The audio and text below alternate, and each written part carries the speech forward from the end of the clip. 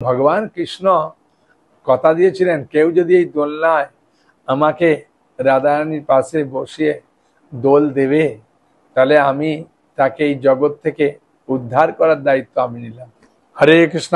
আজকে আমি আলোচনা করব আপনাদের কাছে পবিত্রা রূপিণী একাদশী সম্বন্ধে এবং ঝুলন পূর্ণিমা ঝুলন যাত্রা সম্বন্ধে আলোচনা করব।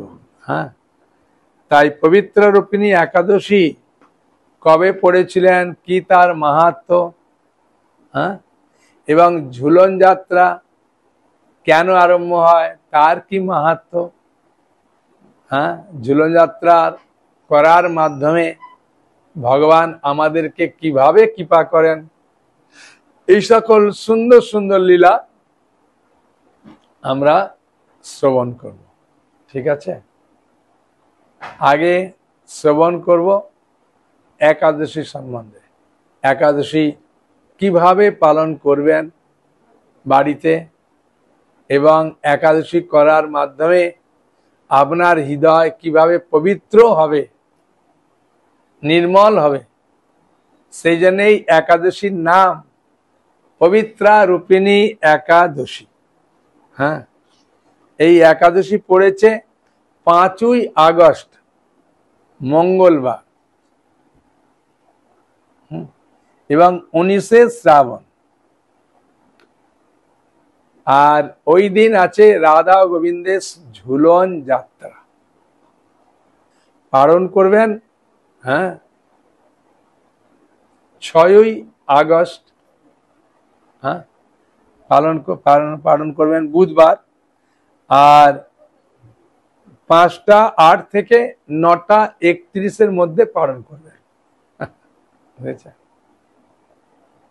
দুটো তিথি খুব আনন্দপূর্ণ, তাই না? হ্যাঁ, এই শ্রাবণ মাসে এই যে একাদশী, শুক্লপক্ষের একাদশী, এর তাহলে কত মাহাত্ম্য। হ্যাঁ, সেই জন্য আমরা যখন এই একাদশী বা এই সকল ঝুলন যাত্রা এগুলো উৎসবগুলো পালন করব। উৎসব মানে কি জানেন? উৎসব মানে হচ্ছে উৎসাহের সঙ্গে যেটা করা হয় এবং উৎসাহ বৃদ্ধিকারক হচ্ছে এই উৎসব। হ্যাঁ, আমাদের ভক্তিপথের উৎসাহকে বৃদ্ধি করে এই উৎসব। সেই জন্য এই ঝুলন যাত্রা উৎসব সকলে বাড়িতে করতে পারেন, কোনো অসুবিধা নেই, যে কেউ করতে পারেন বাড়িতে ঝুলন যাত্রা। তাই ঝুলন যাত্রা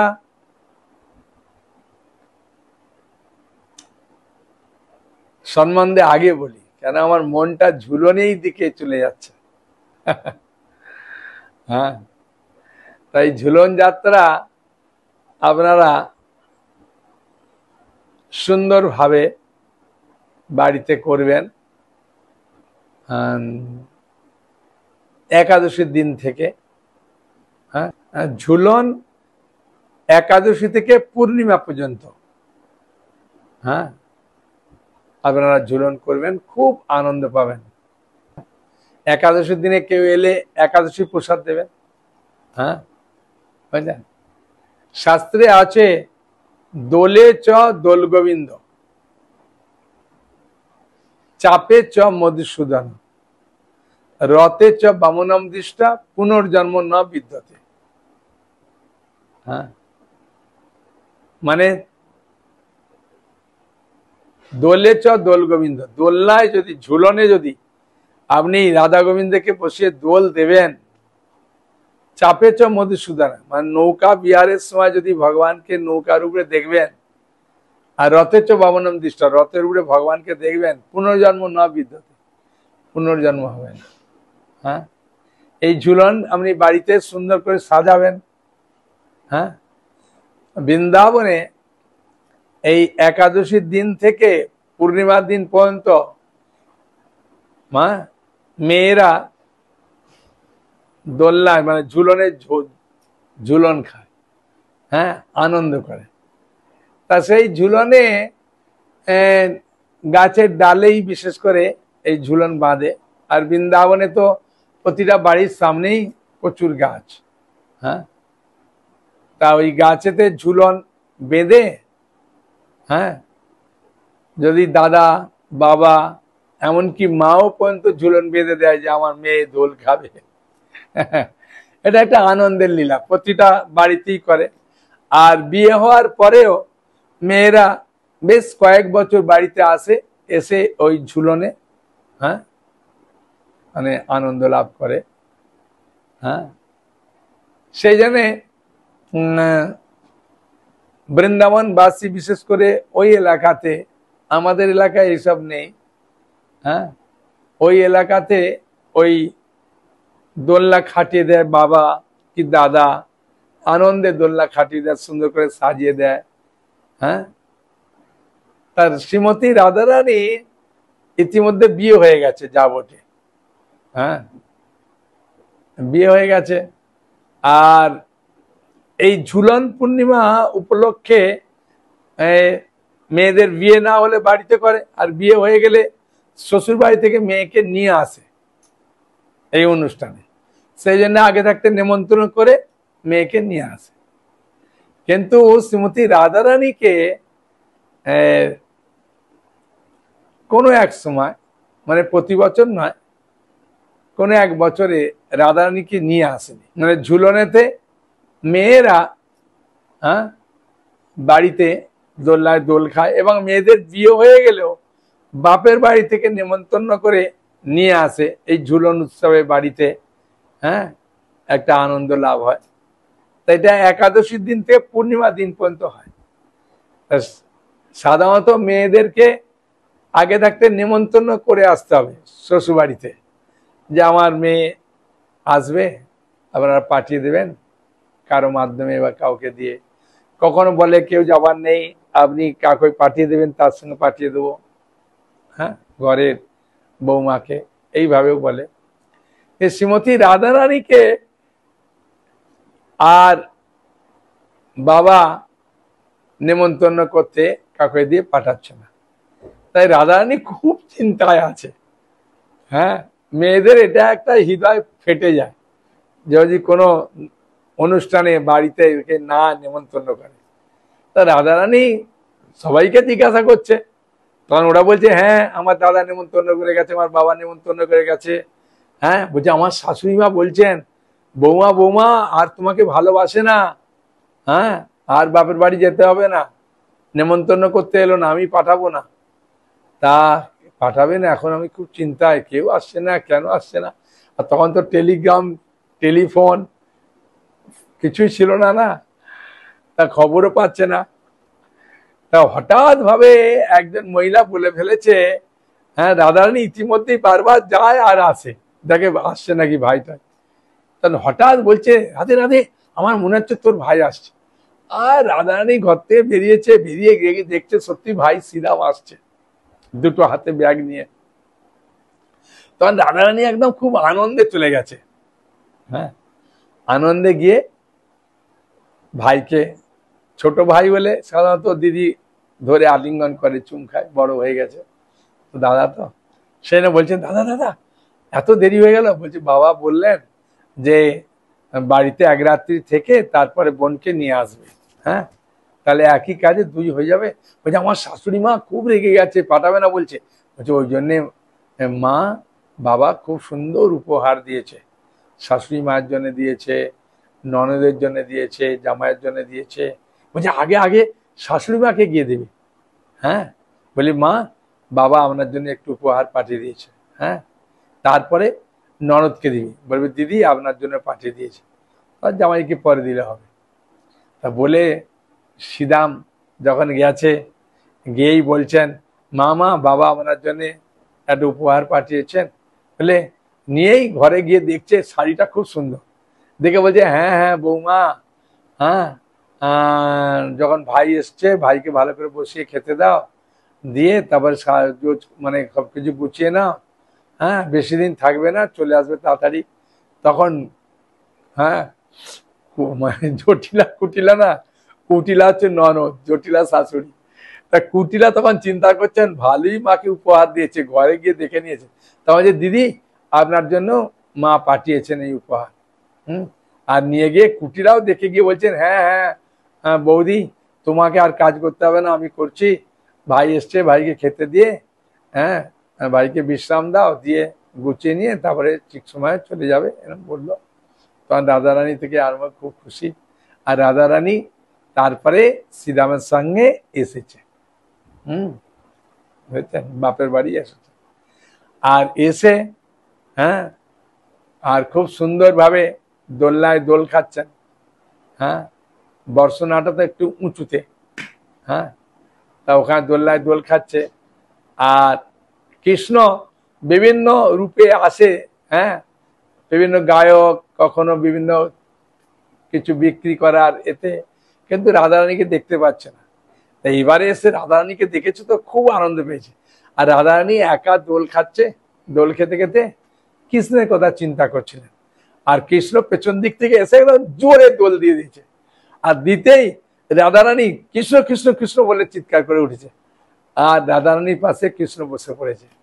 হ্যাঁ সেই সময় কৃষ্ণ রাধারানীকে ধরে একটা মিষ্টির চুম্বন করেছিলেন। এবং ভগবান কৃষ্ণ কথা দিয়েছিলেন কেউ যদি এই দোলনায় আমাকে রাধারানীর পাশে বসিয়ে দোল দেবে তাহলে আমি তাকে এই জগৎ থেকে উদ্ধার করার দায়িত্ব আমি নিলাম। সেই জন্য এই ঝুলন যাত্রা খুব মাহাত্ম্যপূর্ণ। হ্যাঁ ভগবানের এইসব লীলা করার মাধ্যমে ভগবান দশম স্কন্ধ ভাগবতে 33 অধ্যায়ের 36 নম্বর শ্লোকে বলছেন, ভগবান নিজে বলছেন, হ্যাঁ অনুগ্রহায় ভক্তানাম, শুধু ভক্তদের অনুগ্রহ করার জন্য। মানুষিং দেহ মাশ্রিতম, আমি এরম মনুষ্য দেহ লাভ করি। ভজতে তার দৃশ্যে ক্রীড়া, আমি যে সকল অদ্ভুত অদ্ভুত লীলা করি সেগুলো যা শ্রুতা শ্রবণ করে হ্যাঁ তৎপর ভাবে আমার সেবায় নিযুক্ত হতে পারবে। হ্যাঁ সেই জন্যই ভগবানের এই লীলাগুলোর মাধ্যমে আমরা ভগবত ভক্তির যুক্ত হতে পারি। সেই জন্য ভগবান এই লীলা করে। তাই বাড়িতেই আপনি দোলনা খাটিয়ে, আপনার বাড়িতে গোপাল আছে তাই গোপাল কি দেন, হ্যাঁ সাধারণত এটা রাধা কৃষ্ণকে দিলে ভালো। হ্যাঁ আগে রাধা কৃষ্ণকে দেন, পাশে গোপালকে দেবেন আর কি। হ্যাঁ তাই রাধা কৃষ্ণকে দিলে ভালো। হ্যাঁ ফটো দেন, আলেখ্য দেন, বিগ্রহ না থেকে আলেখ্য দিলেও হবে। দোলনা দিয়ে আস্তে আস্তে দোল দেবেন। আর হরে কৃষ্ণ মহামন্ত্র খুব সুন্দরভাবে কীর্তন করবেন। হ্যাঁ খুব সুন্দরভাবে ফল বা মিষ্টি বা খিচুড়ি এসব ভোগ লাগাবেন। হ্যাঁ বুঝেছেন, আর খুব আনন্দ পাবেন। আর মায়াপুর টিভিতেও আপনি দেখতে পারেন দোল কিভাবে দিচ্ছেন ভগবানকে, দেখতে পারেন। ইস্কন যে কোনো মন্দিরে যেতে পারেন। আর এই ঝুলন যাত্রা সমস্ত মঠে হয়, গৌড়ীয় মঠ থেকে আরম্ভ করে বৃন্দাবনে তো কোনো মঠে বাকি থাকে না, সব জায়গায় এই ঝুলন যাত্রা হয়, আপনি অংশগ্রহণ করতে পারবেন। হ্যাঁ তাই ঝুলনের মাধ্যমে আপনি প্রচন্ড আনন্দ পাবেন, বুঝেছেন। তা কোনো প্রশ্ন আছে কারো? বলুন বলুন মাতাজি, বলুন কি প্রশ্ন? ও মাতাজি বলছে আমার তো ফ্ল্যাট বাড়ি, আমার গাছে কি করে দোলনা খাটাবো। না না দোলনা এরকম নয় যে গাছে, বৃন্দাবনে গাছ ছিল বলে খাটিয়েছে। হ্যাঁ গ্রাম অঞ্চলে অনেক সময় বাড়ির মধ্যেও গাছ থাকে, হ্যাঁ পেয়ারা গাছ বিভিন্ন করতে পারে, ওসব নয়। আপনি উঁচু জায়গা যে কোনো জায়গায় খাটাবার সুযোগ পেলে মন্দিরের ভেতরে করতে পারবেন। এখন সব সিস্টেমও হয়ে গেছে, এরকম দোলনা খাটানোই পাওয়া যায়। হ্যাঁ এরকমও করতে পারেন, কোনো অসুবিধা নেই। ঠিক আছে, হ্যাঁ বলুন। এই ঝুলন নিয়ে এ একটা কাহিনী আছে, ঠিক আছে, আরো অনেক কাহিনী আছে।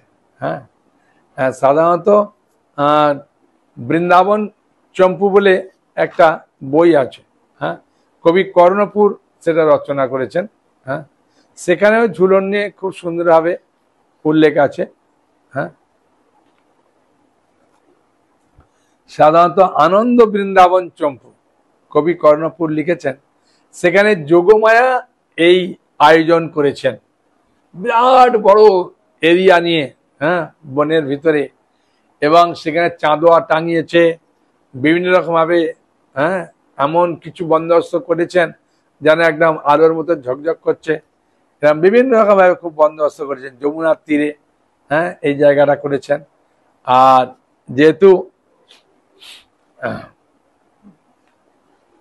এই ঝুলন নে রাধা কৃষ্ণকে বসেই ঝুলন করা হয়, সেনে ঝুলনকে এত সুন্দর সাজিয়েছে, সাজিয়ে সবকিছু করেছেন। হ্যাঁ, আর সবই তো কল্পবৃক্ষ। হ্যাঁ, আর যেন মনে হচ্ছে পরস্পরকে আলিঙ্গন করছেন, পাখিরা কুঞ্জন করছেন। হ্যাঁ, অপূর্ব একদম দিয়েছে। চার কোণ সমেত সোনার বেদি বাবা দিয়ে স্থাপন করেছেন, বিভিন্ন ফুল দিয়ে সাজিয়েছেন। চন্দ্রাবলীর গোষ্ঠী আর রাধারানীর, হ্যাঁ, কাছ থেকে প্রকাশিত হয়েছেন, সেই জন্য সবাই এসছেন।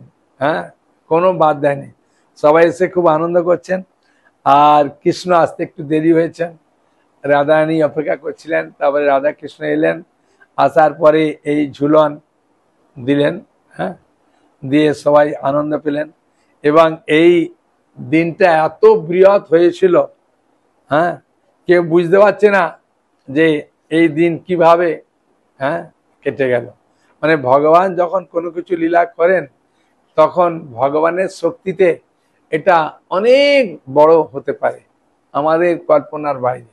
হ্যাঁ, মেন কথা হচ্ছে এই ঝুলনের মাধ্যমে যেহেতু ভগবান খুশি হয়, হ্যাঁ, আর ভগবানকে যখন খুশি করব, তখন আমি কর্মবন্ধন থেকে আমার সমস্ত কিছু নষ্ট হয়ে যাবে। আমার সুখের জন্য যা কিছু করব, সেটা কর্মবন্ধনে আবদ্ধ হবে। কিন্তু ভগবান যেহেতু পূর্ণ, তাই ভগবানের যখন সেবা করব, তখন আমি পূর্ণতা লাভ করব। তাহলে আর কোনো কিছু প্রশ্ন? উনি বলছেন যে ঝুলনের কোনো বই পাওয়া যায়? ঝুলনের এরকম ভাবে আলাদা বই নেই। আনন্দ বৃন্দাবন চম্পু আমাদের কাছে নাই, আর ওটা বোঝা অনেক সময় কঠিন হয়। তাই ভাগবত পড়লে আপনি সবকিছু পাবেন। হ্যাঁ, ভাগবত পড়ার একটা তো প্রচুর মাহাত্ম্য। হ্যাঁ, এই ভাদ্র পূর্ণিমা উপলক্ষে ভাগবতের যে কি মাহাত্ম্য, সেটা মানে বলার নেই। হ্যাঁ, সেখানে বলছেন যদি কেউ ভাদ্র পূর্ণিমাতে ভাগবত দেবে, সে সমস্ত, হ্যাঁ, বিপদ থেকে উদ্ধার হবে। শুধু নয়, গোলক বৃন্দাবনে ফিরে যাবেন। ভাগবতমে দ্বাদশ স্কন্ধে 13 অধ্যায়ে 13 নম্বর শ্লোকে বলছেন, পৃষ্ঠপদ্মাং পূর্ণমাসং হেম সিংহ সমন্বিতম দদাতি চ ভাগবতম সজাতি পরমাং গতিম। কোন মানুষ যদি ভাদ্র মাসে পূর্ণিমা তিথিতে শ্রীমৎ ভাগবতকে স্বর্ণ সিংহাসনে স্থাপন করে দান করেন, তিনি পরম গতি লাভ করেন, মানে ভগবত ধামে ফিরে যায়। আর এই স্বর্ণ সিংহাসন বলতে অনেকে অনেক কিছু মনে করতে পারে, ভাই কোথায় পাবো? ওই যে সূর্যদেব সিংহ রাশিতে অবস্থান করেন, তখন তাকে দেখতে এমন মনে হয় যেন তিনি রাজ সিংহাসনে, অর্থাৎ জ্যোতির্বিদ্যা অনুসারে সূর্যকে তখন সিংহ রাশিতে মহিমান্বিত পদে উন্নীত বলে বর্ণনা করা যায়। এমনিতে কেউ কোনো কিছু একটা উপরে রেখে তার উপরে হাতের আংটি বা কানের সোনা একটু দিয়েও দান করে দিচ্ছে। হ্যাঁ, নিজের ছেলে, নিজের মেয়ে, হ্যাঁ, নিজের মা বাবা, শ্বশুর শাশুড়ি, আত্মীয়স্বজনকে দান করুন, আমাদেরকে দান করতে হবে না। আপনারা যে কোনো পরিস্থিতি দান করুন, একই ফল পাবেন। যে দান করবে ওই ফল পাবে, যে কিনবে ও ফল পাবে। হ্যাঁ, আর যে পয়সা দেবে ও ফল পাবেন, একজনে প্রচুর ফল পাবে। যে বাড়িতে রাখবেন ওই বাড়ির কৃপা হবে। আর ভাগবত রাখলে তো তাকে, ভাগবতকে পরিক্রমা করার জন্য দেবদেবীরা পরিক্রমা করেন। ভাগবতের প্রচুর মাহাত্ম্য, প্রচুর মাহাত্ম্য। হ্যাঁ, বুঝেছেন? আর যদি ভাগবত সম্বন্ধে আরো জানতে চান, আমার হোয়াটসঅ্যাপ নম্বরে ফোন করবেন, ঠিক আছে, বলে দেবো। আর ভাগবত নিলে আপনি আমার থেকে নিলে একটা বিশেষ গিফট দিচ্ছি। ওই জন্য অনেকে বিভিন্ন জনের আন্ডারে তারা ভক্তিযোগ অবলম্বন করলেও ভাগবতটা আমার থেকেই নিচ্ছে, কারণ এই সমস্ত তীর্থের জলটা দিচ্ছি। হ্যাঁ, তারপরে বৃন্দাবনের চরণ ধুলিটা দিচ্ছি, তারপরে নরসিংহদেবের খুব সুন্দর প্রসাদটা দিচ্ছি, তারপরে জগন্নাথের নির্মাল্য দিচ্ছি, তারপরে নৃসিংহদেবের চরণ তুলসীটা দিচ্ছি। হ্যাঁ, বুঝেছেন? এখানে আপনি 5টা জিনিস এক্সট্রা গিফট পেলেন। তারপরে তো ভাগবতের সঙ্গে অনেক জিনিস গিফট দিচ্ছে, আরো অনেক, হ্যাঁ, বই টই দেওয়া হচ্ছে। তা আপনি ফোনের মাধ্যমে জানতে পারবেন, কোনো অসুবিধা নেই। এখন পবিত্রা রোপিণী একাদশীর মাহাত্ম্য আমরা পাঠ করব। এই একাদশী পড়েছে 5ই আগস্ট মঙ্গলবার এবং 19শে শ্রাবণ।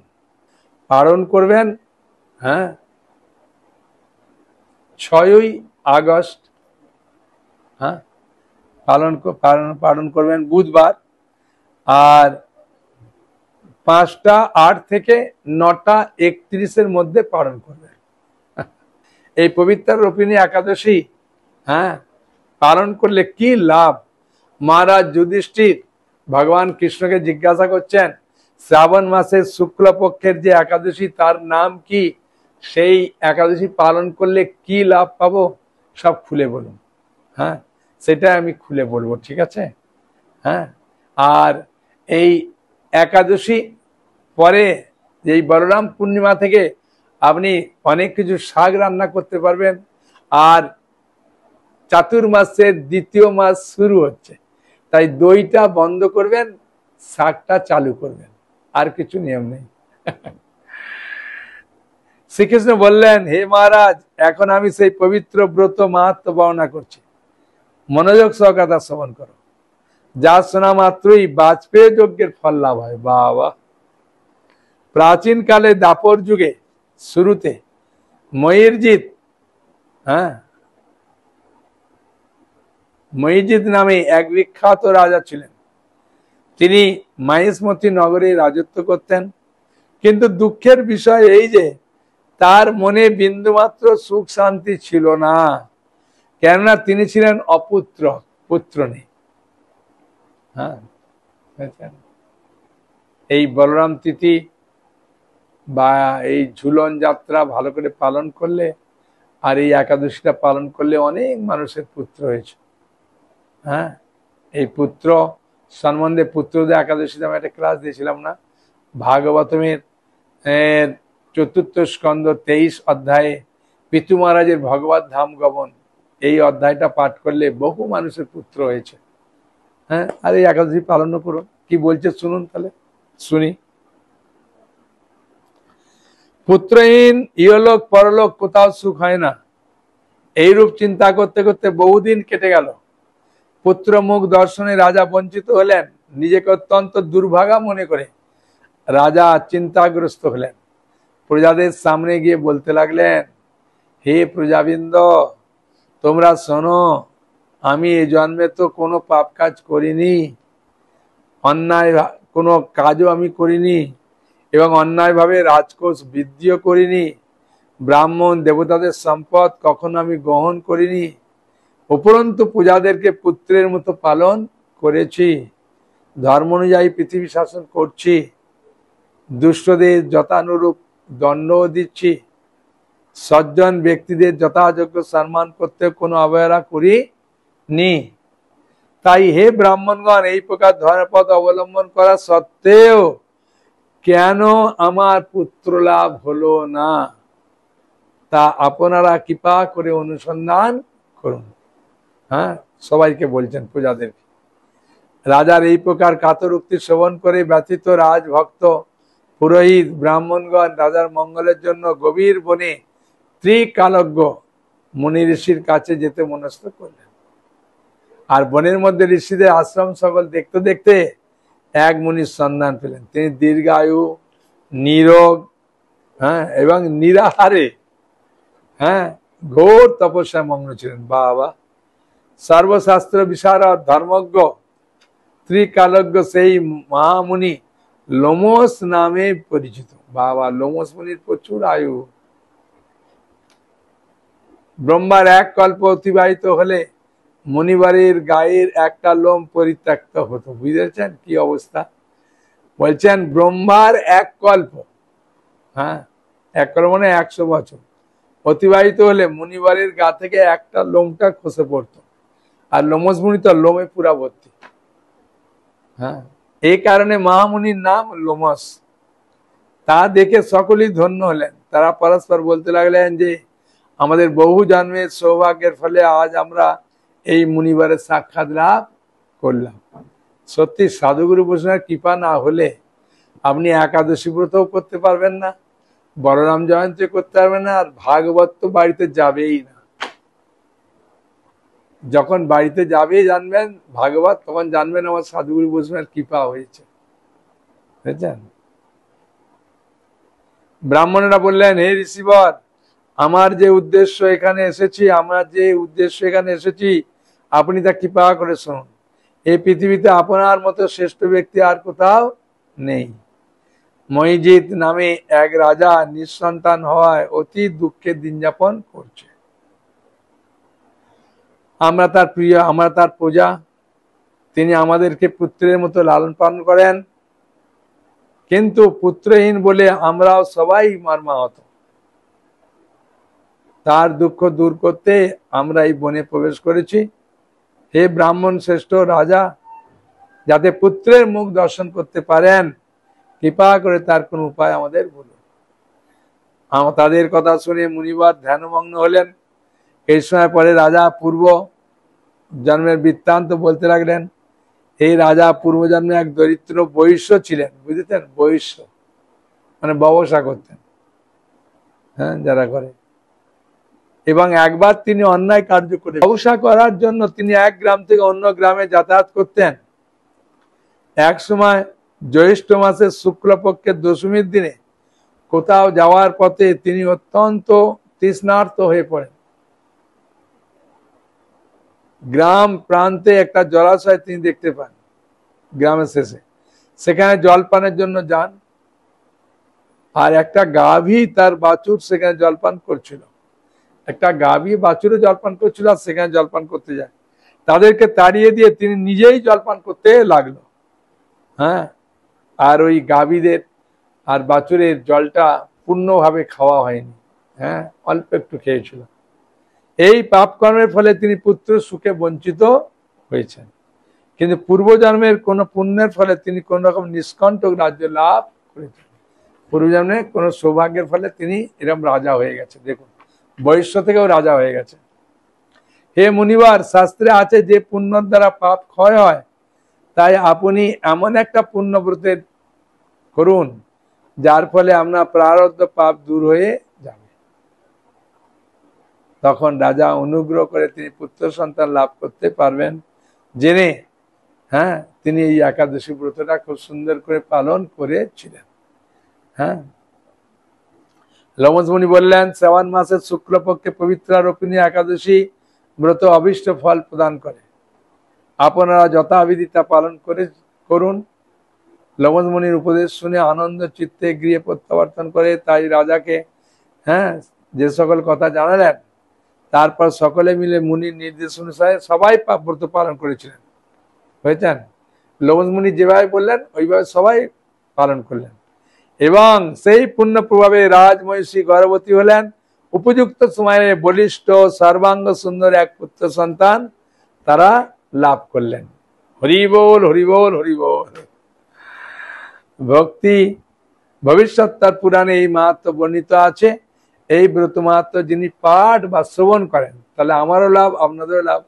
একাদশীর দিনে আরেকবার শুনে নেবেন, তিনি সমস্ত পাপ থেকে মুক্ত হবেন এবং পুত্র সুখ ভোগ করে অবশেষে দিব্য ধাম প্রাপ্ত হবে। তাহলে একাদশী ব্রতের কথা শুনলেন, ঝুলন যাত্রার কথা শুনলেন, খুব আনন্দ পেলেন। তাই আমি করজোড়ে অনুরোধ করব, ঝুলন যাত্রা এবং একাদশী ব্রত পালন করুন। হ্যাঁ, আপনাদের মনের সমস্ত সংশয় দূর হয়ে যাবে।